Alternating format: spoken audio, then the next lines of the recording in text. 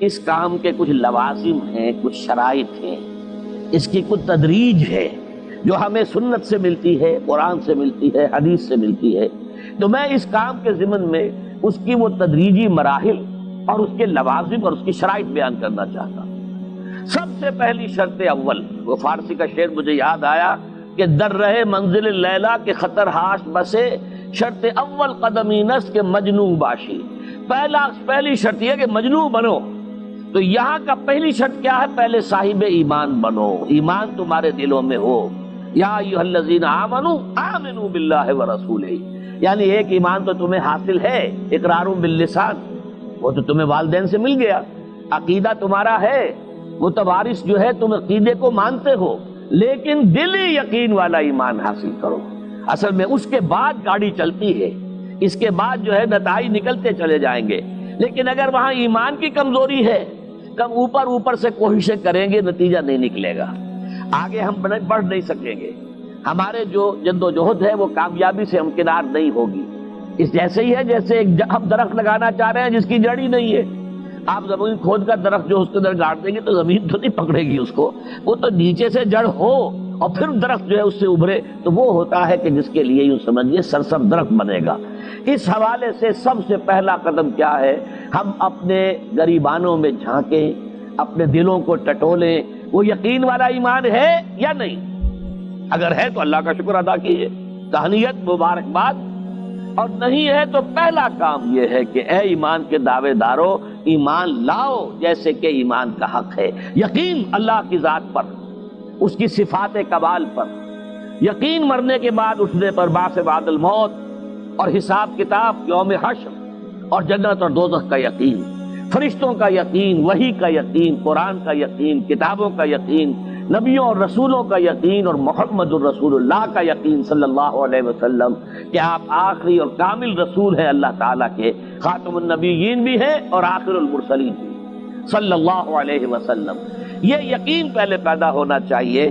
تو اب ظاہر بات ہے کہ جب میں نے یہ بات اتنی بڑی کہی ہے تو پھر مجھے یہ بھی بتانا چاہیے یقین کہاں سے ملے گا، کون سی دکان ہے، سپر مارکیٹ کوئی ہے جہاں پر کہ یہ جنس بکتی ہو؟ پہلی بات تو یہ ہے کہ اس کے لیے آسان ترین طریقہ کیا ہے؟ صاحب ایمان کی صحبت اختیار کرو۔ جیسے آپ بھٹی کے آگے بیٹھیں گے تو حرارت پہنچ جائے گی، آپ برف کی سل کے قریب بیٹھے ہوں گے، ٹھنڈک پہنچ جائے گی۔ اگر صاحب ایمان ہے، کسی کے دل میں یقین والی بھٹی دہک رہی ہے، تو اس کے قرب سے آپ کے اندر بھی یقین پیدا ہو جائے گا۔ دوسرا طریقہ یہ ہے کہ شریعت کے احکام پر عمل کیے جاؤ، اس عمل سے بھی یقین پیدا ہوتا ہے۔ یہ دو طرفہ معاملہ ہے، یقین سے عمل پیدا ہوتا ہے اور عمل سے یقین پیدا ہوتا ہے۔ جیسے آپ کہتے ہیں وشیس سرکل، وہ بری شے ہوتی ہے کہ ایک چیز ہے بڑھ گئی تو پھر اس کے اور خرابی بڑھ گئی، اس سے پھر وہ پہلی خرابی اور بڑھ گئی، پھر وہ اس سے اور خرابی بڑھتی چلی گئی۔ جیسے پیچ آپ کہتے ہیں ہر چکر کے ساتھ وہ پیچ آگے بڑھتا جاتا ہے، اسی طریقے سے بھلائی کا بھی ایک سرکل ہے۔ ایک نیکی آپ کریں گے آپ میں ایمان پیدا ہوگا، اب آپ زیادہ نیکی کریں گے تو اب اور زیادہ ایمان پیدا ہوگا، تو یہ دو طرفہ سرکل ہے۔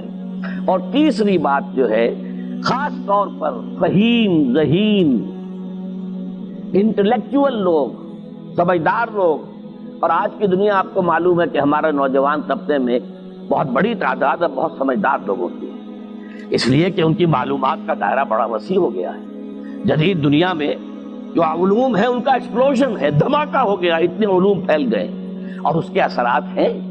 اخبار بین لوگ بھی جو ہیں وہ بھی ایک طرح سے ہر ایک ان میں سے فلسفی ہوتا ہے، آپ اس سے ذرا بات کر کے دیکھیے، وہ اپنے فلسفے بگاڑے گا، اپنی رائے دے گا، معلوم ہوتا ہے کہ شاید سب سے بڑا سیاسی تجزیہ نگار یہی ہے۔ لہذا وہ لوگ کہتے ہیں کہ ہمیں تو وہ بات بتاؤ جو ہماری عقل کو بھی اپیل کرے۔ یہ جو معاملہ ہے وہ ایمان جو عقل کو بھی اپیل کرے، اس کی سوچ صرف ایک ہے اور وہ قرآن حکیم ہے۔ مولانا ظفر علی خان نے ایک شعر کہا تھا بہت سادہ انداز میں، وہ جنس نہیں ایمان جسے لے آئیں دکان فلسفہ سے، ڈھونڈے سے ملے گی عاقل کو یہ قرآن کے سپاروں۔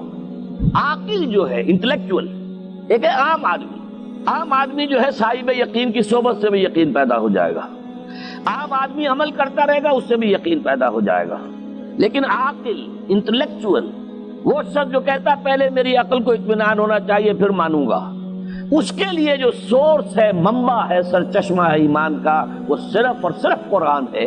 اس میں غور و فکر کرے، انسان اس طرح قرآن کو پڑھے کہ وہ براہ راست اس کا مفہوم اس کے دل کے اوپر اترتا چلا جائے۔ جیسے علامہ اقبال نے کہا ہے کہ تیرے ضمیر پہ جب تک نہ ہو نزول کتاب، گرہ کشا ہے نہ رازی نہ صاحب کشاف۔ قرآن تو تمہارے اپنے قلب پر نازل ہونا چاہیے۔ اور یہ اصل میں ان کے والد نے کہا تھا ان سے، بالکل بچپن میں۔ علامہ اقبال چھوٹے سے بچے تھے، ان کے والد تھے ذرا صوفی منش آدمی تھے، وہ شیخ نور محمد۔ وہ آئے فجر کی نماز مسجد سے پڑھ کر آئے تو دیکھا کہ اقبال جو ہے بچہ وہ قرآن پڑھ رہا بیٹھا ہوا۔ اس نے کہا والد نے کہ بیٹے تم یہ قرآن کیسے پڑھتے ہو؟ اب وہ حیران ہوا بچہ، یا بجان بس میں پڑھتا ہوں قرآن جیسے پڑھتے ہیں، آپ کا مطلب کیا ہے؟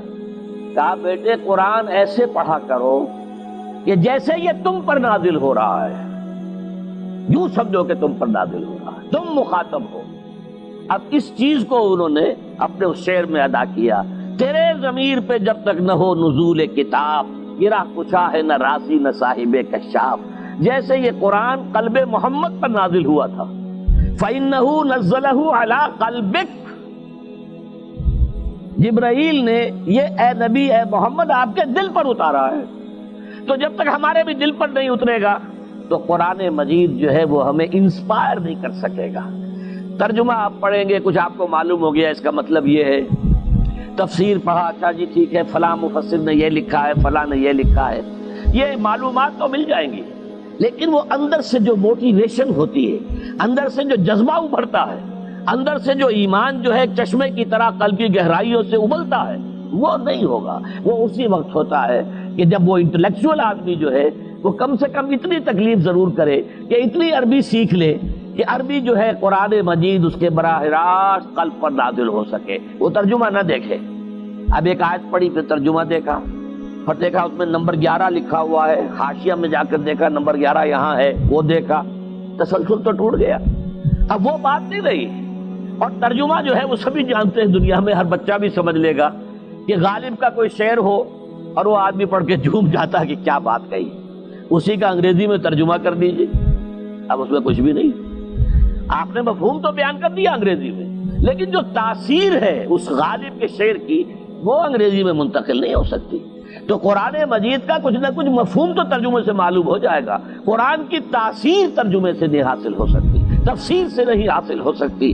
اسی لیے دو سب سے بڑی تفسیروں کا ذکر علامہ اقبال نے کیا ہے کہ گرہ کشا ہے نہ رازی، نہ امام رازی کی تفسیر کبیر سے تمہیں فائدہ ہوگا اور نہ امام زمخشری کی کشاف سے ہوگا، جب تک کہ تمہارے اپنے دل پر قرآن نہ اترے۔ اور اس کے لیے لازم ہے کم سے کم یہ کہ اتنی عربی انسان سیکھ لے کہ بیریئر نہ ہو ٹرانسلیشن کا، کوئی پردہ حائل نہ ہو درمیان میں، تسلسل نہ ٹوٹے، آپ براہ راست پڑھ رہے ہیں اور براہ راست اس کا مفہوم آپ کے قلب پر نازل ہو رہا ہے۔ تو پہلا سٹیپ جو میں نے ان 3 آیتوں پر اضافی آیت سورہ نساء کی آپ کے سامنے رکھی، ہم میں سے ہر شخص کا پہلا کام یہ ہے کہ وہ یقین والا ایمان حاصل کرے۔ عام آدمی کے لیے صاحب یقین کی صحبت بھی مفید، عام آدمی کے لیے عمل سے بھی یقین پیدا ہوتا ہے، لیکن انٹلیکچوئل کے لیے، ذہین کے لیے، فہیم انسان کے لیے، انٹیلیجنسیا جسے آپ کہتے ہیں، اس کے لیے لازم ہے کہ وہ قرآن مجید کی گہرائیوں میں غوطہ زنی کرے اور قرآن اس کے اپنے قلب کے اوپر نازل ہو تو کہیں جا کر وہ قرآن کو سمجھے گا۔ چنانچہ علامہ اقبال کا ایک اور شعر میرے ذہن میں آیا ہے، وہ میں آپ کو سنا دوں۔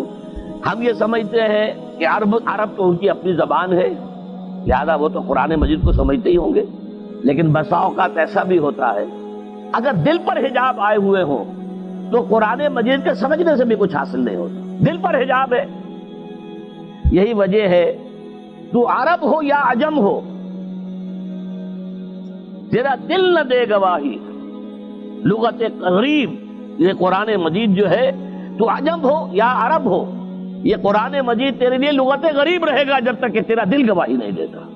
تو ایک تو طلب ہدایت ہو انسان کے اندر، اور دوسرے یہ کہ قرآن مجید کو براہ راست نازل ہونے کا موقع ملے قلب کے اوپر، تو ایمان یقین والا حاصل ہوگا۔